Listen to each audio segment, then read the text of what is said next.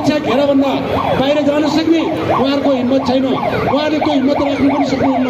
र यति भन्दै म फेरि अर्का हाम्रा विद्वान समाजसेवी धनेन्द्र बहादुर राष्ट्रज्यूलाई आफ्नो मन्तव्य राख्नलाई पनि म हार्दिक अनुरोध गर्दछु। गरेका क्रियाकलापहरूबाट अहिले नेपाली जनता र नेपाल र नेपालीलाई धेरै आघात पुगेको छ र अहिले संवैधानिक राष्ट्र संस्था र हिन्दू अधिराज्य नेपाल सर्वधर्म सबैलाई सम्मान हुने गरी तपाईँको चाहिँ सबै नेपाल र नेपालीको हित हुने गरी बनाउनु पर्ने संविधान 2072 को संविधान नै अहिले असफल छ। यो सम्पूर्ण देशलाई भताभुङ्ग र लथालिङ्ग पार्ने नै यो संविधानकै कारण हो। त्यस कारणले गर्दाखेरि 2047 सालको संविधानले सबै नेपाल र नेपालीलाई हित हुने खालको सबै पार्टी मिलेर 7 दल र राजा समिति मिलेर बनाएको संविधान विश्वमा उत्कृष्ट संविधान भनिएको थियो र त्यसलाई विस्थापित गर्दै 2063 सालमा अन्तरिम संविधान 2063 आयो र देशले संविधान सभाको लागि संविधान सभा गरायो र 2072 सालमा संविधान जारी भयो। 2072 सालको संविधानले कसैलाई लाखा, कसैलाई पाखा, कसैलाई काखा पारेर बनाएको छ। त्यो संविधान अभाव सिद्ध र देशलाई भताभुङ्ग र लथालिङ्ग पार्ने संविधान भएकोले मूल कारक तत्त्व नै त्यो संविधान हो। त्यसैले गर्दाखेरि हरेक सङ्घ संस्था, हरेक कार्यालयहरू, हरेक प्रशासन, मन्त्रालय, प्रशासन, अदालत सबै लथालिङ्ग भएको कारणले यो अवस्था आएको छ।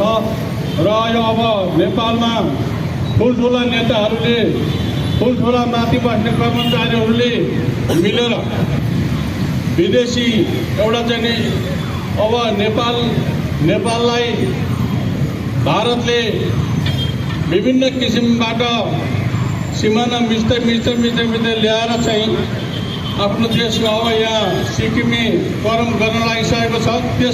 त्यसो हुँदाहुँदै अर्को फेरि अमेरिकनले एमसिसी लिँदै भन्न चाहिँ जबरजस्ती पैसा लिँदै भन्दैछ 55 अरब। अब यहाँ त्यो 55 अरबले गर्दाखेरि अमेरिकन सेना र अमेरिकनको एउटा चाहिँ नि शासन यहाँ फेरि भित्रिँदैछ तपाईँको चाहिँ। अब यहाँ लगभग राजदरबारमा चाहिँ तलब खानेहरू छन् धेरै। अलिकति चल्ती फिर्ती भए चल्दो बल्दो भएपछि किनिहाल्दो रहेछ, सिआई र रले किनिहाल्दो रहेछ। फेरि हेर्नुहोस्, चीन र भारत र अमेरिका सबैले किन्दो रहेछ। अनि जस्तै परे पनि, सङ्कट परे पनि, सिमाना मिच्छ पनि, नेपालीले कुटाइ खाए पनि, अपहरण गरे पनि, यहाँको धन सम्पत्ति लुटेर लगे पनि तपाईँको चाहिँ नेता बोल्नेवाला छैन। नठोके हाम्रो जागिरी उडाइदिन्छ। यस्तो विधि हट्नु पर्दछ। यो विधि हट्नको लागि 2047 संविधान नै लागू हुनु पर्दछ। यो संविधान निकम्मे भइसक्यो, किनभने नेपालको मानव अधिकार, नेपालको अस्तित्व, नेपालको दैनिक नेपालको लागि हित हुने काम कुनै पनि छैन। अदालतमा हेर्नुहोस् त, बबाल बाहिर हातकडी नेल सिक्री लगाएर गएको मान्छे त्यहाँ अदालतको ढोकामा गएपछि नेल सिक्री खोलिन्छ। उसले चाहिँ आफ्नो बयान दिन पाउँछ खुल्ला रूपले। अहिले त अदालतमै लाठी र मुङ्गी के हो बाफ्रे विद्वान भनाउँदा वकिलहरूको विद्वान भएन छन्। वकिलहरूलाई दलाल पनि यिनी वकिल हुन्। द्वन्द्वको खुन खाएर बुद्धा दुईटै मिलेर पनि यिनीहरूले नै सघा पार्छन्। न्यायाधीश पनि यिनै बनेका छन् फेरि उहाँहरू। अब हेर्नु त लडाइँ के को लडाइँ हो? के को लडाइँ भनेदेखि हरेक पार्टीका झोला बोकेका छन् भित्री रूपमा। बाहिर देखिँदैनन् अनि पार्टीले उचालेको बारेमा छैन। यस्तो कार्य भयो बवाल भइरहेछ, घिनलाग्दो, विश्वमै घिनलाग्दो यस्तो प्रणाली किन छैन भने एउटा एमसिसीले एउटा देशलाई खुसी पार्ला, तर अर्को देशलाई उसले रुवाउँछ। त्यो रुवाउनको लागि पनि त्यो एमसिसी प्रोजेक्ट यो नेपालमा आउनुपर्छ भनेर ठुला ठुला देशहरू लागेका छन्। तर आम नेपालीको धारणा के छ भने एमसिसी कुनै पनि हालतमा नेपालमा लागू हुँदैन भन्ने छ। तर यहाँका नेताहरू, विदेशीका दलालहरू कुनै पनि हालतमा एमसिसी पास गर्नुपर्छ भनेर लागिरहेको अवस्था छ र त्यसलाई चिरफार गर्ने गराउने यो नेपालीहरूको सामर्थ्य सडकमा देखाउनु जरुरी छ। जस्तै योभन्दा 3 वर्ष अगाडि जसरी कुटी विधेयक माइतीघर मण्डलमा देखेको थियो, त्यसै गरी एमसिसीको विरुद्धमा पनि यही माइतीघर मण्डलबाट यो एमसिसीलाई लगाउनुपर्छ भन्ने मेरो यो धारणा राख्दै फेरि अर्का हाम्रा वक्ता स्वतन्त्र नागरिक समाजका संयोजक हेम विक्रम सिल्वाजीलाई आफ्नो मन्तव्य राख्नुलाई पनि म हार्दिक अनुरोध गर्दछु। धन्यवाद। यस कुराहरूबाट नेपाली जनताले पाठ सिक्नुपर्छ भन्ने विषयमा हामीले 2063 सालमै जुन आधारमा नेपालको 2047 सालको संविधानले को अनुसार धारा 127 अन्तर्गत राजाद्वारा जुन संसदलाई पुनर्स्थापना गरेर धारा 165 अन्तर्गत गिरिजाप्रसाद कोइराला प्रधानमन्त्री भए र जुन राजाले पुनर्स्थापित गरेको संसद राजाद्वारै शपथीकरण गरेका गिरिजाप्रसाद कोइरालाले मुलुकलाई र देशको धर्म संस्कृतिलाई धोका दिएर जुन हिसाबको अन्याय गर्नुभयो, जुन असंवैधानिक काम थियो, त्यो असंवैधानिक कामले आज हामी पुनः धरातलीय अवस्थामा आएर फस्यौँ भन्ने विषयमा नेपाली जनताले बुझ्न र जान्नु जरुरी छ। परिस्थितिले गर्दा हामी जुन हिसाबले जुन गम्भीर रूपमा हामीले 63 सालमा संसद पुनर्स्थापना वैशाख 11 गते राजाद्वारा जबरजस्त गराइयो, जुन राजाद्वारा पुनर्स्थापित संसदले राजा र धर्मलाई निषेध गरेको कुराहरू आज हामीले भन्यौँ। त्यतिखेरै 2065 सालमै स्वतन्त्र नागरिक समाजले भन्यो तपाईहरूले गलत बाटो हिँड्नुभयो। ठिकै छ भलै 2052 सालमा सशस्त्र द्वन्द्व गरेको नेपाल कम्युनिस्ट पार्टी माओवादीले जुन किसिमको हतियार उठाएर संसदीय अभ्यासलाई खसीको टाउको राखेर कुकुरको मासु बेच्नु छलो भनेर तपाईँहरूले 41 सूत्रीय माग राखेर तत्कालीन प्रधानमन्त्रीलाई ज्ञापन पत्र बुझाएर तत्कालीन अवस्थामा त्यतिखेरका गृहमन्त्री शेरबा, अहिलेको सम्माननीय प्रधानमन्त्री शेरबहादुर देउवा हुनुहुन्थ्यो। तर माओवादीले संसदीय अभ्यासबाट मुलुकको कायापलट हुँदैन, यो मुलुकलाई वैज्ञानिक समाजवाद ल्याउनुपर्छ भनेर सशस्त्र द्वन्द्व सुरु गर्यो। तर 17,000 जनताले आहुति दिए, तर नेपालमा लाखौँ जनताहरू आज घाइते भएको अवस्था छ। नेपालको परम्परालाई धोका दिएर 2072 को संविधान जुन हिसाबमा 2007 सालमा राजा त्रिभुवन दिल्लीबाट फर्किँदाखेरि खरीको बोटमा उभिएर नेपालमा संविधान सभा बोल्नुभयो। तर नेपाली काङ्ग्रेस, नेपाल वामपन्थी शक्ति, खुकुरी दल र प्रजा परिषद बीचको आन्तरिक कलहले गर्दाखेरि संविधान सभा हुन सकेन र त्रिभुवन सरकारको 11 वर्ष 2011 सालमा स्वर्गवास भए पछाडि संविधान सभा थातिरह्यो। नेपाली काङ्ग्रेसको मातृका प्रसाद कोइराला, खुकुरी दलका भरत शमशेर र प्रजा परिषदका टङ्क प्रसाद आचार्य र बिपी कोइराला बीचको आन्तरिक कलहले गर्दाखेरि संविधान सभा स्थगित हुन पुग्यो। 2015 सालमा नेपाली काङ्ग्रेसका सभापति मातृका कोइराला र बिपी कोइराला र राजा महेन्द्र र खुकुरी दलका भरत शमशेर बीचमा कार्यगत एकता भएर 2015 सालको संविधान जारी भयो र नेपाली काङ्ग्रेसमा एक व्यक्ति एक पदको अवधारणाको लिखित सम्झौता गरियो। तर नेपाली काङ्ग्रेसले पोखरा महाधिवेशन गर्न सफल भयो। तर नेपाली काङ्ग्रेसलाई लगभग 2/3 मेजोरिटीभन्दा माथि झन्डै 3/3 को हाराहारीमा नेपाली जनताले मत जाहेर गरे। तर नेपाली काङ्ग्रेसका प्रभावशाली नेता तत्कालीन कृष्णप्रसाद भट्टराई र सूर्यप्रसाद उपाध्यायले सूर्यप्रसाद उपाध्यायले सिन्धुलीबाट र कृष्णप्रसाद भट्टराईले गोर्खाबाट निर्वाचन हारे। 2015 सालमा व्यवस्था गरियो 4 जना सांसद राजाद्वारा मनोनित गरे। तर त्यो राजाको कोटाको सांसदमा कृष्णप्रसाद भट्टराई माननीयमा मनोनित हुनुभयो सूर्यप्रसाद उपाध्याय मनोनित हुनुभयो र सूर्यप्रसाद उपाध्याय गृहमन्त्री र कृष्णप्रसाद भट्टराई सभामुख हुन पुगे। तर नेपाली काङ्ग्रेसको निर्वाचन हारेका र जितेका बिचको र कोइराला परिवारको मातृका भक्ष्य बिपीको लडाइँले र कुकुरी दल र सुवर्ण शमशेरको झगडाले 2017 साल निम्ताउन बाध्यकारी परिस्थिति आयो। त्यसको उदाहरणको लागि अहिले 2072 को संविधान जारी पश्चात नेपाल कम्युनिस्ट पार्टी एमालेका अध्यक्ष पूर्व प्रधानमन्त्री खड्गप्रसाद ओलीलाई नेपाली जनताले समृद्ध नेपाल सुखी नेपाली हुन्छ भनेर अथाह बहुमत दिएकै। तर नेपालका कम्युनिस्ट पार्टीका भोकानाङ्गा कार्यकर्ताले आफूलाई जनताले दिएको अभिमतको अपमूल्य गर्दाखेरि आज 2/3 हारानीको नेपाल कम्युनिस्ट पार्टीको सरकार चक्ना चुरा फुले झैँ धुजा हुन पुग्यो। त्यो भएको कारणले नेपाली काङ्ग्रेसभित्र मासपेस पार्टी भनिन्छ, तर नेपाली काङ्ग्रेसभित्र 2017 सालको रोग अहिले पनि दोहोरिएको अवस्था छ। हिजो सुशील कोइराला पार्टी सभापति हुँदाखेरि 74-72 भएर जहिले पनि शेरबहादुर देउवा प्रतिपक्षको रूपमा रह्यो। तर नेपाली काङ्ग्रेसको पार्टी सभापति गिरिजाप्रसाद कोइरालाले पनि सुशील कोइरालालाई हस्तान्तरण गर्नु भएन, उहाँले पद लिएर घाटमा जानुभयो। त्यस्तै गरी सुशील कोइरालाले पनि राजीनामा दिनु भएन भने पछाडि नेपाली काङ्ग्रेसभित्र मासपेस पार्टी हो, आफू प्रजातन्त्रको ठेकदार हुँ भनेर जहिले पनि दाबी गर्छ। नेपाली काङ्ग्रेसले अहिलेसम्म प्रजातान्त्रिक मूल्य मान्यतामा नेपाली काङ्ग्रेस चलेको अवस्था छैन। साथीहरू, आज नेपाल कम्युनिस्ट पार्टी एमालेमा अनुशासन भङ्ग हुँदा हिजो मदन भण्डारीको स्वर्गवास पछाडि मनमोहन अधिकारीको स्वर्गवास पछाडि नेपाल कम्युनिस्ट पार्टीका महासचिव 15 वर्ष चलाएका नेकपा एमालेका तत्कालीन महासचिव पूर्व प्रधानमन्त्री माधव कुमार नेपालले पनि 15 वर्ष एमाले पार्टी चलाउनु भयो। तर नेपाल कम्युनिस्ट पार्टी एमालेलाई कहिले पनि बहुमत दिलाउन सक्नु भएन। नेपाल कम्युनिस्ट पार्टी एमालेका महासचिव माधव कुमार नेपालले तपाईँको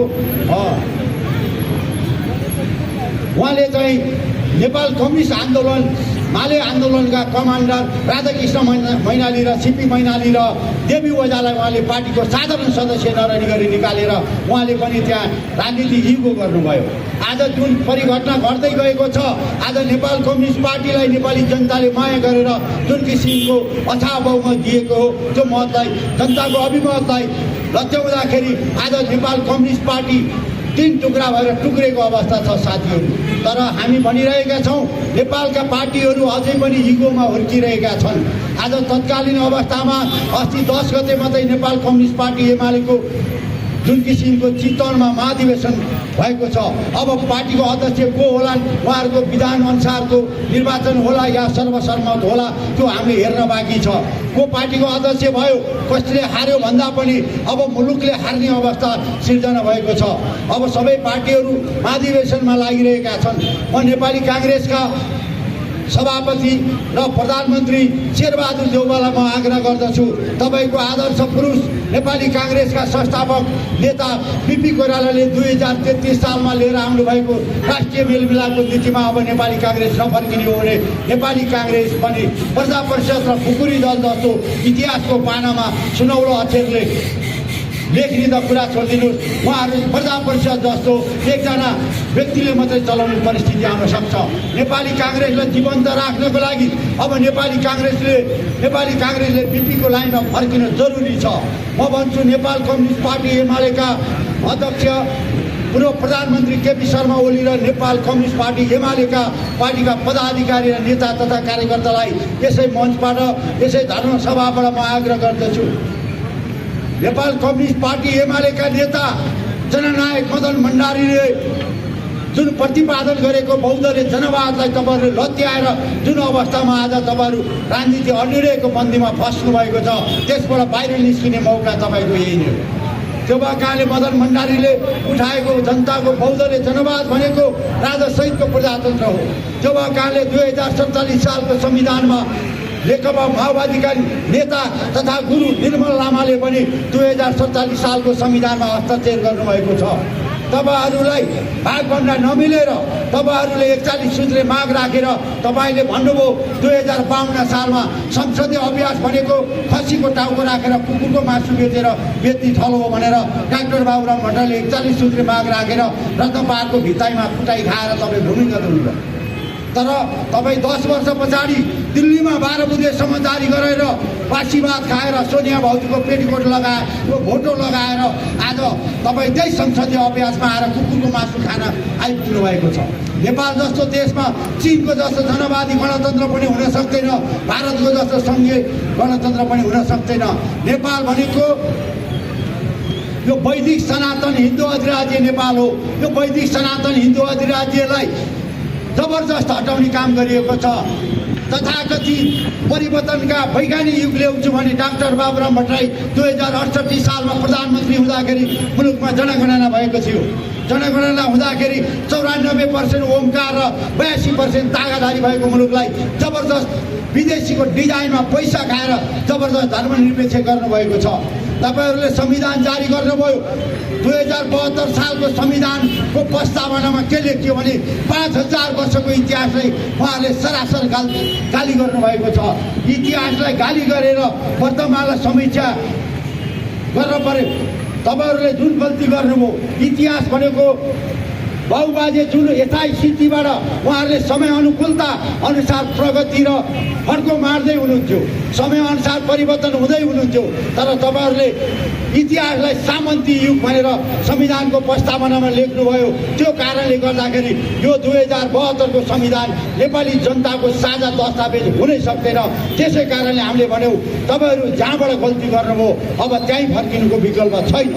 तपाईँहरूले जुन हिसाबमा राजाद्वारा पुनस्थापित संसद मार्फत जुन राजाले संसद पुनस्थापना गर्ने हैसियत राख्दथे त्यही राजालाई तपाईँहरूले असंवैधानिक तरिकाले निलम्बन गर्नुभयो। राजाद्वारा पुनस्थापित संसदले नै राजाको अधिकार कटौती गर्ने काम तपाईँहरूले सुरुवात गर्नुभयो। आज साथीहरू तपाईँहरूले आँप भनेर रोप्नुभयो मुलुकमा, तर धतुरो फल्यो। त्यो धतुरो भनेको हिजो तपाईँहरूले सुरुवात गर्नुभयो देशलाई धर्मनिरपेक्ष मुलुकको परम्परागत शक्ति शाहवंशलाई निषेध। आज तपाईँहरूको धतुरो झाँगेर सर्वोच्च अदालत पुगेको छ। अब यो धतुरोको झाँगेर भद्रकालीको सेनाभित्र छिरेपछि यो मुलुक हाइटी, कम्बोडिया, कङ्गो, लाइबेरिया हुने दिन नजिकिँदैछ। त्यो भएको कारणले हामीले भन्यौँ अब निषेधको राजनीतिले यो मुलुकको स्वाधीनता सुरक्षा गर्न सक्दैन। यो मुलुक बडा महाराज धीराज पृथ्वीनारायण शाहको नेतृत्वमा एकीकरण भएर सिङ्गो यो हिमवत खण्ड हो। यो बडा महाराज धीराज पृथ्वीनारायण शाह सरकारले भन्नुभएको छ यो असली हिन्दुस्तान हो। यो किनभने हामीले बडा महाराज धीराज पृथ्वीनारायण शाहको दिव्य उपदेशलाई मात्रै फलो गर्ने हो भने मुलुकलाई कायपलट गर्नलाई कति पनि समय लाग्दैन। बडा महाराज धीराज पृथ्वीनारायण शाह सरकारले भनिबक्सेको छ नेपालको खनिज कुराहरूमा विदेशीको वित्तीय नजर गर्न नदिनु, आफ्नो उद्योग धन्दा आफै चलाई खाने भनेर उहाँले दिव्य उपदेशमा भनेको छ। आज हाम्रा नेताहरू विदेशीको तलुवा चाट्ने एउटा रामदेव आयो भने धोतीको फेर समातेर रामदेव जता जता गयो उता उतै जाने यस्तो खालको जुन किसिमको हाम्रो वीर गोर्खाली भनेर त्यसै भनेको होइन। वीर गोर्खाली भनेको भारतमा होटलमा भाडा मान्थेलाई बहादुर भने जस्तो हो र? त्यो त हेपेको हो नि हामीलाई। उनीहरूलाई ब्रिटिसले इन्डियन भनेर हेपे, तर हामी इन्डियन भन्दैनौँ, मित्र राष्ट्र भारत भन्छौँ। त्यो भएको कारणले हामी बहादुर होइन गोर्खाली हो। बहादुर छौँ, बलिया छौँ, तर ढाँट्दैनौँ, हामी झुट बोलेर खाँदैनौँ। त्यो भएको कारणले हाम्रा बाबुबाजेहरूले साततिर फुलपेटो बोकेर एकीकरण गरेको मुलुक हो। त्यो भएको कारणले नेपालको शाहवंश जहिले पनि लोकसम्मतिको आधारमा चल्यो। उदाहरणको लागि स्वर्गीय त्रिभुवन सरकारलाई लिन सकिन्छ। 104 वर्षीय जाने राज शासनको विरुद्ध राजा त्रिभुवनले प्रजा परिषदको सदस्य लिएर सिरपेटको बाजी राखेर जनताको पक्षमा आन्दोलन नगरिदिएको भए आज पनि राणा शासन जिउका थियो रहने। त्यो भएको कारणले परिस्थिति गम्भीर छ। यो कुरालाई मनन गरौँ। हामीले 2047 सालको संविधान किन भन्यौँ भने वामपन्थी शक्ति वामपन्थीभित्रको पनि प्रगतिशील शक्ति र प्रजातान्त्रिक शक्ति र परम्परागत शक्तिका प्रतिनिधि राजा वीरेन्द्र मिलेर 2047 सालमा स्वर्गीय पूर्व प्रधानमन्त्री कृष्ण प्रसाद भट्टराईको नेतृत्वमा 2047 सालको संविधान बन्यो। 2047 सालको संविधान जारी भए पछाडि देश लगायत विभिन्न विश्वभरि छरेर रहेका नेपालीहरूले टिप्पणी गर्नुभयो। तर 2072 को संविधान जारी पूर्व म लगायत घुमबहादुर खड्का लगायतकालाई 2072 को संविधानले संविधानीकरण गर्न सक्दैन, यो संविधान खोटो छ भन्दा भन्दै तराईमा आन्दोलन चलिरहेको थियो। खुम्बहादुर खड्काको नेतृत्वमा हिन्दू राष्ट्र महाअभियान भने गठन गरियो र खुम्बहादुर खड्का लगायतलाई गिरफ्तारी गरेर 2 नम्बर गणमा लगेर थुनियो। त्यही नेपाली काङ्ग्रेसका सदस्य राष्ट्रपति पूर्व तत्कालीन राष्ट्रपति रामवरण यादवजी यहाँ संविधानको छेस्रो देखाउन आउनुभयो, हामीलाई लगेर 2 नम्बर गणमा थुन्ने काम गर्नुभयो। आज यो देशमा यो मुलुकको दुर्भाग्य भन्छु, खुम्बहादुर खड्का जस्तो को चाहिँ किडनी फेल भएर असामयिक निधन भएको कारणले आज यो मुलुकले दुःख पाइरहेको छ। जसले जिन्दगीभरि प्रजातन्त्री अभ्यासमा लडाइँ लड्यो, आखिर खुम्बहादुर खड्काले गरेको भ्रष्टाचार 1 रुपियाँ पनि भ्रष्टाचार देखिएन। तर उहाँलाई फसाउनका लागि, खुम्बहादुर खड्कालाई फसाउनका लागि उहाँको सम्पत्तिको अकुत जग्गा जमिन देखाएर 4 कट्ठा 2 धुर जग्गामा खुम्बहादुर खड्कालाई 37,73,000मा भ्रष्टाचारी भनेर दिल्ली बजारमा 2 वर्षसम्म कोचेर राख्ने काम गरियो। यो देशमा यो देशको लागि जो लड्छ, यो देशको लागि जो मर्छ, ती मान्छेहरूको यो देशमा विभिन्न षड्यन्त्रपूर्वक मराइन्छ। त्यसको उदाहरणको लागि तपाईँहरूलाई म उदाहरणको साथ भन्छु। यो देशमा मल्लकालमा भीम मल्लको हत्या गरियो, भीमसिंह थापाको हत्या गरियो, राजा महेन्द्रको हत्या गरियो, बडा महाराज धिराज पृथ्वीनारायण शाहको हत्या गरियो। 2052 वर्षको उमेरमा देवीघाटमा राजा पृथ्वीनारायण शाहको हत्या भएको हो। यो पश्चिमा डिजाइनमा नेपालमा जङ्गबहादुरको उदय भयो 1903मा। म यो दावाको साथ भन्छु, तपाईँको मेरा परिवार यो देशमा खड्का, बस्नेत, भण्डारी, ध्वज अधिकारी सारालाई जङ्गबहादुर कुँवरले कत्लेआम गर्यो। आखिर जङ्गबहादुरले मारेको होइन, पश्चिमाले मार्यो। जङ्गबहादुरलाई पश्चिमा डिजाइनमा जङ्गबहादुर बनाइयो। यो इतिहास तपाईँहरूले बुझ्नुपर्छ। त्यही 1903देखि जङ्गबहादुरको अन्त्य गर्नुपर्छ भनेर जनता लडाइँ लड्दा 1945मा जङ्गबहादुरको मृत्युपछि जङ्गबहादुरको छोरो जङ्गजङ प्रधानमन्त्री श्री 3 महाराज हुने भएपछि वीर शमशेरलाई जङ्गजङले आदेश दिए, तपाईँ अफगानिस्तानको युद्धमा सहयोग गर्न जानुहोस् भन्दा हस् महाराज भने। तर वीर शमशेरले बिहानै गएर चाहिँ मनारा दरबारमा गएर जङ्गजङको हत्या गरेर जङ्गबहादुरको छोरालाई हत्या गरेर वीर शमशेरले श्री 3 महाराजको पगडी आफूले कुदेर श्री 3 वीर शमशेर कि जय भनेर फेरि वीर शमशेर खालको शासन चल्यो। तर राणा शासनले 104 वर्षसम्म परिवारको हत्या गरेर 2007 साल आयो। त्यो भएको कारणले गर्दाखेरि नेपालमा हत्या हिंसाको राजनीतिले धेरै ठुलो जरो गाड्यो। यो देशका बस्नेतहरू, भण्डारीहरू, खड्काहरू काठमाडौँ उपत्यका छोडेर भागे। तपाईँको गोर्खाबाट आएका थापा मगरहरू सब भागेर पश्चिम नेपालतिर जानु पर्यो। नेपालमा धेरै हत्या हिंसा कसले गरायो त भन्दा पश्चिमा डिजाइनमा भयो। 2058 सालमा हाम्रा सोझा राजा वीरेन्द्र सरकारको वंशको नाश गरियो, यो पनि पश्चिमा डिजाइनमा भयो। तपाईँलाई म भन्छु, महेन्द्र सरकारको स्वर्गवास हुँदाखेरि, जस्तै दिवालो दरबारमा महेन्द्र सरकारको स्वर्गवास हुँदाखेरि त्यतिखेर सिआईको प्रमुख किन चाहिँ त्यहाँ देखा पर्यो भनेपछि नेपालमा जति पनि विदेशी डिजाइनमा हत्याकाण्ड मचिएको छ। तपाईँहरूलाई म उदाहरण दिन्छु, नेपाल कम्युनिस्ट पार्टी एमालेका जननायक मदन भण्डारीको आज जति बेला सत्ताभन्दा बाहिर आउँदाखेरि मदन भण्डारीको हत्यारा पत्ता लगाउँछु भने नेकपा एमाले आज मदन भण्डारीको धर्मपत्नी राष्ट्रपति हुँदा मदन भण्डारीको हत्याराको खोजी किन गरिन्न भने जब सत्ताबाट बाहिर आयो मदन भण्डारीको नाम भजाउने, सत्तामा पुगेपछि बिर्सिने भनेपछि नेपाल कम्युनिस्ट पार्टीले मदन भण्डारीलाई मागी खाने भाँडो बनाएका छन्। त्यो भएको कारणले हामी भन्छौँ अब कसैलाई बेचेर नखाउँ। आज देश दलदलमा फस्यो, आज न्यायालय चौपट भयो। आज न्यायालयभित्र हामीले भन्यौँ जतिखेर जब ट्रेड युनियन सर्वोच्च बारभित्र र एनजिओ छिरेपछि सर्वोच्च अदालतको अवस्था के छ? त्यो भएको कारणले मैले बारम्बार आग्रह गरेको छु राजनीतिक पार्टीहरूलाई र नेपाली जनतालाई स्वतन्त्रताको पनि अलिक बढी भयो। त्यो भएको कारणले यसलाई कसिलाउनुपर्छ। हिजो महाराज धिराज दरबारमा स्थायी सरकार हुँदाखेरि राजाले बाधा अड्काउको नाममा शासन व्यवस्थालाई कसिलाउने चलन थियो। अब नेपाली सेनाले यो व्यवस्थालाई कसी लाउनुपर्छ। 24 घण्टाको लागि नेपाली सेनाले यो मुलुकलाई नियन्त्रणमा लिनुपर्छ, नागरिक सरकार बनाउनुपर्छ। यो देशका 5555 जना ठुला भ्रष्टाचारीलाई च्याप समातेर 5 जेल हाल्नुपर्छ, अनि मात्रै यो देश सुध्रिन्छ।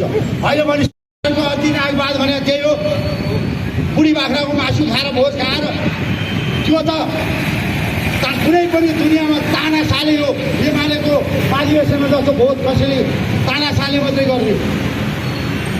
आज जनता सीतामल खान नपाउने, नेपालको साई औषधि लिमिटेड बन्द गर्ने, रामदेवको नाममा नेपालको राम्रा जडीबुटीहरू बेच्ने, एउटा जोगी आए लुखुर पछि लाग्ने, यस्ता शासकबाट यो मुलुक चल्नेवाला छैन।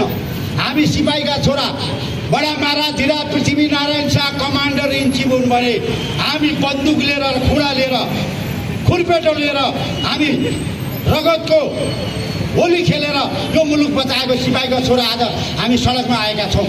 हामीलाई कुनै राजनीति गर्ने रहर होइन, यो हाम्रो बाध्यता हो। म यहाँ एक्लै देख्नुभयो होला तपाईँहरूले, हेमविक्रमको सिलवालको पछाडि लाखौँ यो देशका बौद्धिकहरू घरमा बसेर फेसबुक हेर्छन्। यो युग भनेको सामाजिक सञ्जालको युग हो। तपाईँले देख्नुभयो होला, एकजना जापानमा एकजना व्यक्तिले एक्लै उभिएर त्यहाँ चाहिँ देशको व्यथितिको विरुद्धमा एक्लै बोल्नुभयो, तर जापानको सरकारले सुनेको 24 घण्टाभित्र कार्यान्वयन गर्यो। यहाँ त के गर्नुपर्छ थाहा छ? नेपालमा त रेली भाँचिनुपर्छ, प्रहरीले जनताको टाउको फुटाउनुपर्छ, प्रहरीलाई ढुङ्गाले हान्नुपर्छ। त्यो पनि राजनीति हुन्छ? त्यो त डाँगा कुरा भइगयो। अब परिवर्तन नेपाली सेनाले गर्नुपर्छ। यो देशमा प्रजातन्त्र के हो म देखाइदिन्छु। मलाई 24 घण्टाको लागि सहयोग गर्नुहोस्, मलाई प्रधानमन्त्री घोषणा गर्नुहोस्। यो देशमा कसरी बनाउनु म देखाइदिन्छु। अब यो देशमा अत्याचार भयो, म सिपाहीको छोरो हुँ, मलाई 1 रुपियाँ खानु छैन। यो देशको म प्रधानमन्त्री भयो भने 1 रुपियाँ भत्ता पनि खान्न। म सेलाङबाट चामल ल्याएर यो मुलुक चलाइदिन्छु। मेरो क्याबिनेटले 1 पैसा खाँदैन। तलब र भत्ता खान्छु भन्यो भने भैँसीपाल भनेर पठाइदिन्छु त्यो मन्त्रीलाई। यहाँ लुटिएराहरू लुट्ने, धोबी खोला कब्जा गर्ने, बागमती कब्जा गर्ने, काठमाडौँ उपत्यका हेर्नुहोस् त कलबट भयो। आज छनकोटबाट ट्रक आएन भने हाम्रा घरमा भात पाउन छोड्यो। आज यो कर्णाली भयो, आज कर्णाली त बाँधो जग्गा छ, जनताले भ्याकुर खालान्। यहाँ काठमाडौँको मान्छे के खान्छ? त्यो परिस्थितिबाट सेनाले केही समयको लागि नियन्त्रणमा लिनुपर्छ। हामीले यो अहिलेको भड्किलो निर्वाचनले मुलुकलाई प्रगतिको मार्गमा लाँदैन। आज हेर्नुहोस् त, वडा अध्यक्ष हुनलाई 25-30 लाख खर्च गर्नुपर्छ, मेयर हुनलाई करोडौँ रुपियाँ खर्च हुनुपर्छ। यस्तो खालको भड्किलो निर्वाचनले यो त ठेक्कामा दिए जस्तो भयो। ठेकदारी प्रस्तावमा पनि यो हुँदैन। जो भएको कारणले म नेपाली काङ्ग्रेस, नेकपा माओवादी, एमाले, राष्ट्रिय प्रजातन्त्र पार्टी, समाजवादी पार्टी लगायतमा 2 हात जोडेर म आग्रह गर्दछु, तपाईँहरू सुध्रिने भए सुध्रिनुहोस्। तपाईँहरू राष्ट्रियता, प्रजातन्त्रलाई मजबुत बनाउन राजासहितको प्रजातन्त्र स्वीकार्नुहोस्। आलङ्कारी राष्ट्र अध्यक्षको रूपमा हामी अगाडि बढौँ। यो देशको हामीले कुनै निरङ्कुश राजा खोजेको होइनौँ। जापानको जस्तो राजा, बेलायतको जस्तो राजा, ब्याङ्ककको जस्तो राजा, नर्वेको जस्तो राष्ट्रता खोजेको। 21औं शताब्दी भने जनताकै छोराले शासन गर्ने हो। कमसेकम शासक बिग्रियो भने कमसेकम सम्झाउने र अर्ती दिने एउटा राष्ट्र अध्यक्षको आवश्यकता हो। त्यो भएको कारणले यो मुलुक बडा महाराज धीराजको नेतृत्वमा एकीकरण भएको हुँदा सावंशे राजालाई अलङ्कारी रूपमा राखौँ भने हाम्रो उद्घोष हो। हामी यहाँ निरङ्कुश राजाको पक्षमा छैनौँ। राजा निरङ्कुश हुँदा नागार्जुन जानु पर्यो। बाउले लाएको कटु लाउँदा छोरोलाई यस लाग्यो। बाउले लाएको तुलसी गिरी कीर्ति बाउको युग थियो।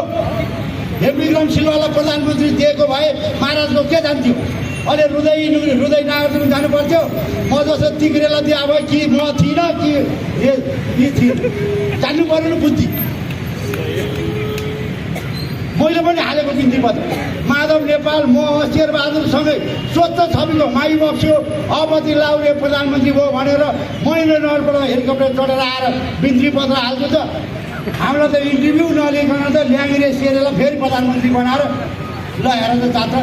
अनि यी महाराज नागार्जुन, धन्ना परमेश्वरी गणतन्त्रको म पुष्पकमल दाहालको ठाउँमा म थिएँ भने नि यिनले गणतन्त्र ल्याओ। पुष्पकमल दाहालको ठाउँमा म थिएँ भने राजालाई जति बोक्न सक्छौ सम्पत्ति बोक, तिमी यो देशमा बस्न पाउँदैन, यो गणतन्त्रलाई धराप हुन्छ भन्थे। यता ल्याङ्ग्रे, यो गणतन्त्र हो। ल्याङ्ग्रेहरू राजालाई भयो भने सम्पत्ति तिमी राख, नाजुमा बस, अनि मन्दिर डुला भने त्यसरी गणतन्त्र हुन्छ। सम्झौतामा आउने 12 बुँदेमा के लेखिएको छ भने निरङ्कुश राजसंस्थाको अन्त्य र सावंशीय राजसंस्था के अरे निरन्तरता, हिन्दू अधिराज्य निरन्तरता भनेर लेखिएको छ। यहाँ चाहिँ पश्चिमाहरूको पैसा खाएर अनि देश बजार देशलाई धरनी बेचे। अब आइसी खाइरहेकोलाई हरियो डलर दिएपछि यिनका बुद्धिले कामै गरेन। डाक्टर बाबुराम भट्टराई 72 को संविधान जारी गरेर अघि दिन संविधान जारी गर्नुहुन्छ, भोलिपल्ट कान्तिपुरमा के लेख्छ डाक्टर बाबुराम भट्टराई? यो पिटर भट्टराई भन्नुपर्ने भइसक्यो, पिटर। उहाँ यो देशको 100% जनता र सम्पूर्ण 601 जना राष्ट्रस्थ र हिन्दू राष्ट्र पक्षमा भए पनि यो देश धर्मनिरपेक्ष हुन्छ भनेर लेख ल्याउनुहुन्छ बाल ल्याङ्ग्रे बाजेले। भनेपछि अब यो देश विदेशीको क्रियास्थल भयो। त्योबाट यसबाट मुक्त दिनको लागि हामी सबैजना सचेत हुनुपर्छ। यो देश बचाउने दायित्व हाम्रो। हाम्रो देश अर्काले आएर बनाइदिँदैन। बनाइदिने बेला लाइबेरिया बन्थ्यो होला नि, हाइटी बन्थ्यो होला नि, कङ्गो बन्थ्यो होला नि, अफगानिस्तान बन्थ्यो होला नि, इराक बन्थ्यो होला नि, किन बनेन? अमेरिकनले छोड्छु भनेको 4 महिना अगाडि तालिबानले कब्जा गर्यो। हाम्रो यो देशको हिन्दू त कस्ता रहेछन् भने बिहान उठ्यो, घन्टा बजायो, छिमेकी गरिब होस्, दास होस्, म धनी हुँ भनेर पूजा गर्ने, अनि त्यहाँबाट डाटा सङ्कलन गर्दा हिन्दू लेख्ने, सडकमा आइदियो भन्दा नआउने सुकिला मुकिला। अनि हेमविक्रम सिलवाल चाहिँ चिसो खाएर तपाईँलाई हिन्दू राष्ट्र ल्याउन सक्छ त? आउनु पर्दैन चोरी लाउनेहरू। तपाईँहरू 50,000 मेरो पछाडि आउनुहोस्, यही गेटबाट भद्रकालीमा छिर्छु र प्रधान सेनापतिलाई म भन्छु, चिफ साहब राजा ल्याउनको लागि सलामी बाजा बजाउनुहोस् भनेर त्यहाँबाट बग्गी लिएर गएर राजालाई नारै हिटीमा राख्न सकिने भन्छ। म एउटा बाउले जन्माएको छोरे हेर्न जान्छु। मैले मेरो आमालाई बेस्या घोषणा गर्छु, पूजा चुच्चामा पानी लाग्छ। आउनु पर्दैन ल्याङ्ग्रेहरू।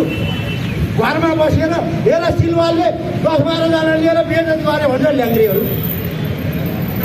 आउनु पर्दैन, मलाई मात्रै चाहियो हो ल्याङ्ग्रेहरू। यस्ता ल्याङ्ग्रे यो दरबार त 55,000लाई गोर्खा दक्षिण बाउ, 2500लाई रज छात्रवृत्ति गरेर डाक्टर कुम हल्लाएर हिँड्छन् टिग्रेहरू यही बाटो लाख। यो दरबार त बचुवा पालेर बिग्रेको दरबार हो। यस्तो भन्न बाध्य छ। मेरो बा ज्ञानेन्द्र ध्यान बचाए प्रभु अलिकति पनि बाटो रहेछ। वीरेन्द्र सरकारलाई भयो त्यहीँ छिटो वीरेन्द्र सरकारलाई भयो यिनीहरूले लोरोमा लाएर अचार बनाएर खाइदिने। कमसेकम अलिकति यो बाहिर फेरि घुमिया भएर ज्यान बचाए। यो महेन्द्रको छोरो चलाखेर माने मैले। यस्ता ल्याङ्ग्रेहरूलाई मन्त्री ल 56 जना राजाको मन्त्री थिए। राजाले पत्रकार सम्मेलन गरेर नागरजुमा जाँदा त म सहित 13,000। कहाँ यो तुर लाउने? मेरी बा महाराज नडराउनुहोस्, म सडकमा छु, तपाईँलाई संवैधानिक राजा बनाउँछु, हामी बनाउँछौँ। र तपाईँ साइकल लिएर हिँड्नुहोस्। तपाईँ माथि कसैले जिते नजरले हेर्दैनन्। हाम्रो राजा आयो भन्ने बनाउँछौँ। हामी 21औं शताब्दीको मर्यादित राजसंस्थासहितको प्रजातन्त्रको पक्षमा छौँ। आज हामीसँग मान्छे छैन होला, भोलि हुन्छ, पर्सि हुन्छ, एक दिन यो सुतेर बसेका जनता उठ्छ, त्यही दिन राजसंस्था आउँछ भन्दै बिदा हुन्छु। जय गोरखा।